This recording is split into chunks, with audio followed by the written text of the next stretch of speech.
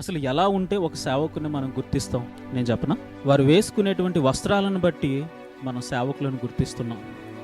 వారికి ఉన్నటువంటి ఖరీదైనటువంటి కార్లను బట్టి ఒక సేవకుని గుర్తిస్తున్నాం. వారికి ఉన్నటువంటి విలాసవంతమైనటువంటి వసతులను బట్టి సేవకులను మనం గుర్తిస్తున్నాం.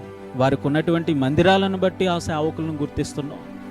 వారి డినామినేషన్లను బట్టి, సంఘ నాయకులను బట్టి, వారి యూట్యూబ్ ఛానల్స్ను బట్టి, వారి వెనుకున్న సబ్స్క్రైబర్స్ను బట్టి, వస్తున్న వ్యూస్ను బట్టి సేవకులను గుర్తిస్తున్నాం.